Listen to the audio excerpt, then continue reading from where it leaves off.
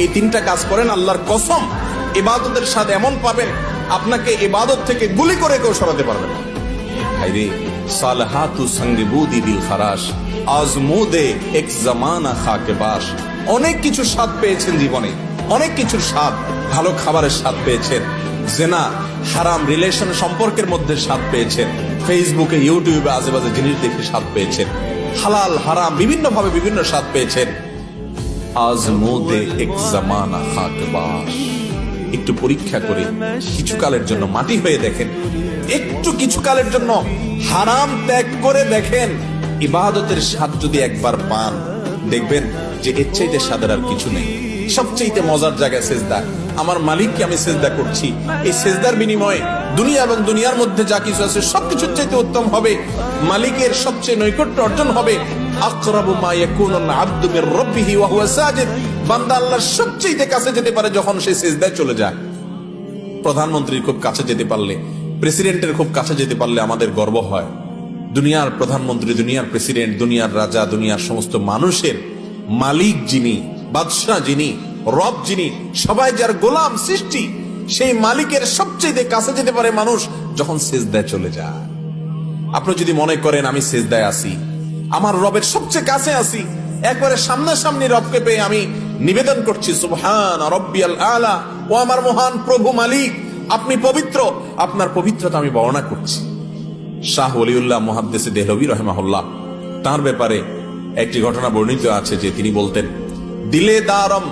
দিলে দারম জওয়াহির পারায়ে ইশকাস্তে তাহবিলশ কেদারত জের গরদোমি সে মেরে সামানে কে মন্দারম। তিনি দিল্লি শাহী মসজিদের ওখানে দাঁড়িয়ে বলতেন, আল্লাহ এমন এক দিল দিয়েছেন আমাকে, এই অন্তরের চতুর্পাশ দিয়ে বড় বড় রাজা বাদশাদের রাজত্ব, এগুলো গুড়গুড় করে ঘুরতে থাকে কিন্তু ভেতরে ঢোকার চান্স পায় না। এর মানে বুঝছেন? মনে করেন একজন আপনার বাড়ির পাশে 2 নম্বর টাকা দিয়ে আঙ্গুল ফেলে কলা গাছ হয়ে গেছে, আপনার বাপেও খোঁচায়, মায়েও খোঁচায়, আপনার নিজের কাছেও খারাপ লাগে যে আমি কি করলাম। হ্যাঁ, আরেকজন হারাম রিলেশন করে 2-4টা সম্পর্ক করে ফেলছে, আপনার কোনো হারাম রিলেশন না, আপনি মনে করতেছেন আরে আমি দুনিয়ার এই ভোগ উপভোগ থেকে নিজেকে দূরে সরিয়ে রাখলাম। তো তিনি বলেছেন আমার অন্তরে এগুলার লোভ, মোহ, পদ, টাকা পয়সা, অমুকে রাজনীতি করতে করতে বিশাল নেতা হয়ে গেছে, এখন তার দেখে কে আর পয়সা ক্ষমতা, কিন্তু আমি তো সেই জায়গায় পড়ে থাকলাম।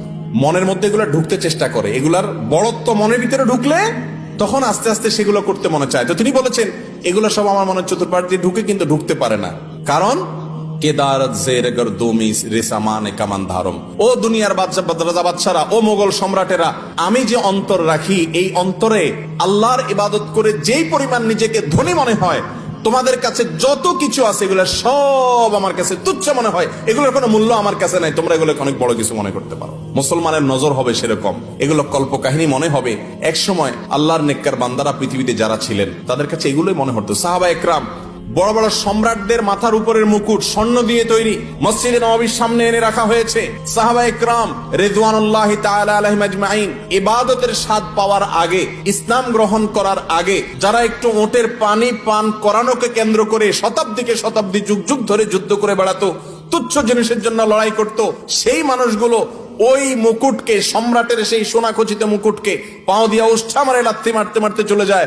এগুলো তাদের অন্তরে প্রবেশ করতে পারে না, এগুলো তাদেরকে কোনো অবস্থাতে দুর্বল করতে পারে না। ও ভাই, ইবাদতের স্বাদ যদি একবার পেয়ে যান, আল্লাহর কসম পৃথিবীর সব কিছু আপনার কাছে তুচ্ছ হবে, সততা, নীতি, আদর্শ আপনার কাছে বড় হবে। আমি আপনাদেরকে আল্লাহর উপরে ভরসা করে বলছি, যদি কেউ ইবাদতের স্বাদ পান না এই অভিযোগ করেন, আপনি টানা 10 দিন 20 দিন এই চোখ দিয়ে হারাম কোনো পর্নোর দিকে তাকাবেন না, কোনো মিউজিক, কোনো গান শুনবেন না, মোবাইলেও না, মোবাইলের বাইরেও না, টেলিভিশনেও না, কোনো দিকেই না। রাস্তা চলবেন, নিজেকে নিয়ন্ত্রণ করবেন, নজর পড়ে গেছে সাথে সাথে নিজেকে শাসন করবেন, ভৎসনা করবেন, আল্লাহর কাছে মাপ চাইবেন, এরপরে আরো সাবধান হয়ে চলবেন। এভাবে 10-15 দিন যদি চোখের জেনা থেকে আপনাকে বাঁচাতে পারেন নিজেকে, ইনশাআল্লাহ আপনি ইবাদতের স্বাদ পাবেন। আপনি রুকু করলে, সিজদা করলে আর উঠতে মনে চাবে না। ভাইরে, আজ আমাদের কাছে নামাজটা বোঝা হয়ে গেছে, আমরা নামাজটা পড়ি একটা বোঝা, পড়ে শেষ করতে পারলে বাঁচি। সাহাবা একরাম, এমনকি আমাদের প্রিয় নবী করিম সাল্লাল্লাহু আলাইহি ওয়াসাল্লাম কিভাবে নামাজ পড়তেন জানেন? আম্মা জান আয়েশা বলেন, তিনি যখন রাত্রের জন্য নামাজ পড়তেন, লা তাসআল আন হুসনিহিন্না ওয়া তুলিহিন্না, নবীজির রাতের নামাজের কি সৌন্দর্য ছিল, আর বলো না। যখন তিনি দাঁড়িয়ে কেরাত পড়তে থাকতেন, এত লম্বা সময় পড়তেন, আমরা মনে করতাম হায়রে রুকুতে আর যাবেন না মনে হয়। রুকুতে যাওয়ার পর সুবহান রাব্বিয়াল আযীম, আল্লাহ পবিত্রতা বর্ণনা করছেন, মালিকের সামনে নিবেদন করছেন তাসবিহ। এত বেশি ভালো লাগা কাজ করতো, নবীজি রুকু থেকে আর উঠতেন না। আমাদের আয়েশা বলেন মনে হতো তিনি আর উঠবেন না, মাথা তুলবেন না। ভয় হতো যে হায়রে এত সময় ধরে তিনি রুকুতে আছেন, কষ্ট হয়ে যাচ্ছে, মাথাটা কেন তুলছেন না। এরপর যখন মাথা তুলতেন, এত সময় ধরে দাঁড়িয়ে আল্লাহর প্রশংসা করতেন, হামদান কাসীরান তাইয়িবান মুবারাকান ফি রব্বানা ওয়ালাকাল হামদ। এতবার এত সময় নিয়ে বলতেন, মনে হয় যে আর সিজদা যাবেন না। আবার সিজদা গেলে একই অবস্থা। সবচেয়ে মজার জায়গায় সিজদা, আমার মালিককে আমি সিজদা করছি, এই সিজদার বিনিময়ে দুনিয়া এবং দুনিয়ার মধ্যে যা কিছু আছে সবকিছুর চাইতে উত্তম হবে, মালিকের সবচেয়ে নৈকট্য অর্জন হবে। আকরাবু মা ইয়াকুনুল আবদু মির রাব্বিহি ওয়া হুয়া সাজিদ, বান্দা আল্লাহর সবচেয়ে কাছে যেতে পারে যখন সে সিজদায় চলে যায়। প্রধানমন্ত্রীর খুব কাছে যেতে পারলে, প্রেসিডেন্টের খুব কাছে যেতে পারলে আমাদের গর্ব হয়। দুনিয়ার প্রধানমন্ত্রী, দুনিয়ার প্রেসিডেন্ট, দুনিয়ার রাজা, দুনিয়ার সমস্ত মানুষের মালিক যিনি, বাদশাহ যিনি, রব যিনি, সবাই যার গোলাম সৃষ্টি, সেই মালিকের সবচেয়ে কাছে যেতে পারে মানুষ যখন সিজদায় চলে যায়।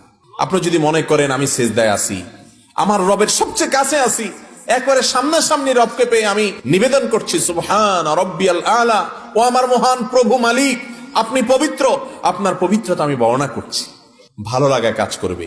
নবীজি সাল্লাল্লাহু আলাইহি ওয়াসাল্লাম লম্বা সময় সিজদা করতেন, উঠতে চাইতেন না। আর আমাদের অবস্থা হলো নামাজ তাড়াতাড়ি করে শেষ করতে পারলে বাঁচি। নামাজের পরে যদি বৃষ্টি হয় তো মসজিদের দুয়ারে এসে সবাই এমন ভাবে একত্র হয়, মনে হয় জেলখানায় আছে, বাইরে হওয়ার জন্য সবাই পাগল হয়ে গেছে। ঠিক না ঠিক? ভাইরা আমার, এই ইবাদতের স্বাদ নষ্ট হয় যে কাজগুলোর মাধ্যমে, তার মধ্যে অন্যতম একটা কাজ হলো চোখের গুনাহ, যেটা আজ ব্যাপক হয়ে গেছে। এই জন্য ইবাদতের স্বাদ নাই। আল্লাহ আমাদেরকে চোখের জেনা থেকে বেঁচে থাকার তৌফিক দান করুন।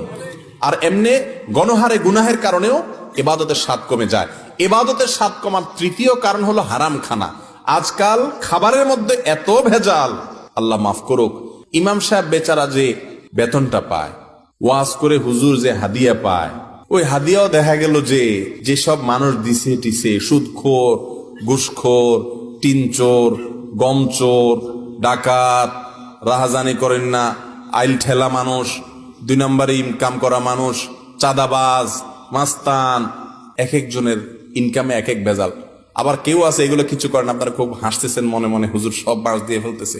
আপনি নিজেও যে বাঁশ খাওয়ার লোক, আপনি বোনের হক দেন নাই, ফুফুর হক দেন নাই বাপের সম্পত্তিতে, তাহলে আপনিও হারামখোর, আমিও হারামখোর হয়ে যাব যদি এই কাজ করি। ঠিক না ঠিক?